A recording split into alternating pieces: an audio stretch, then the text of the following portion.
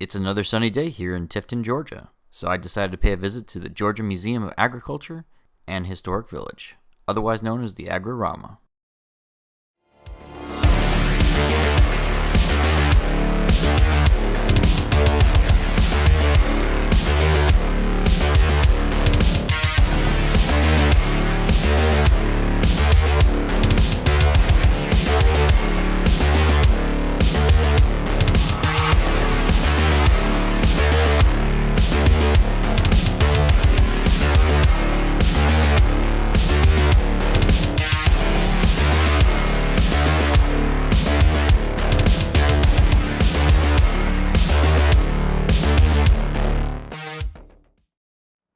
So I finally decided to drop in on this cool little tourist attraction.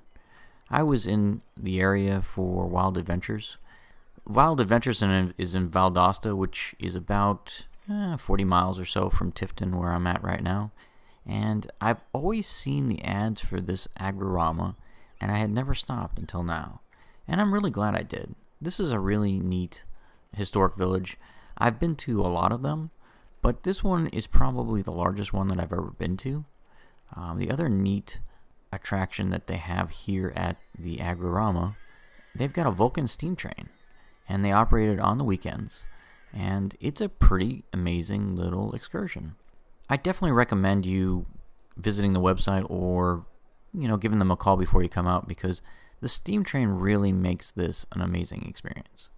I'm not sure it would be a compelling experience without that, because there's a lot of other historic villages that I've been to, most recently the Mechanipe one, and compared to those attractions, it's a similar kind of thing. I think they have more buildings here and more vehicles, but for the most part, there are other historic villages that are similar to this, like the Pioneer Village, those type of things.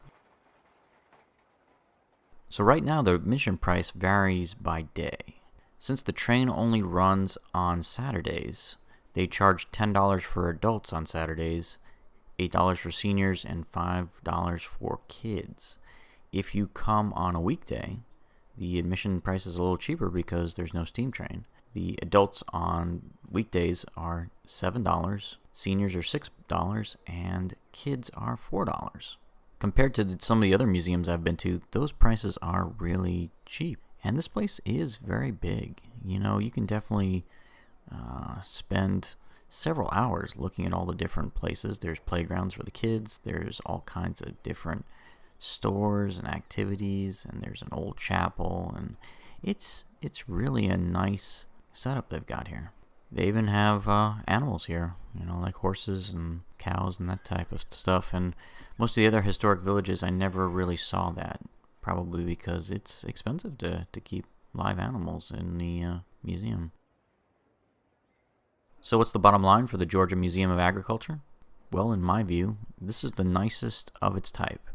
I've been to a lot of other historic villages that are similar, but I've never seen one this big, expansive, or as interactive. Whether you have small kids or for adults, there's plenty to do here. I really think this is one of the best low-cost attractions you're going to find in the Southeast. If you're already coming to South Georgia for something like Wild Adventures, this is a great way to finish out the weekend.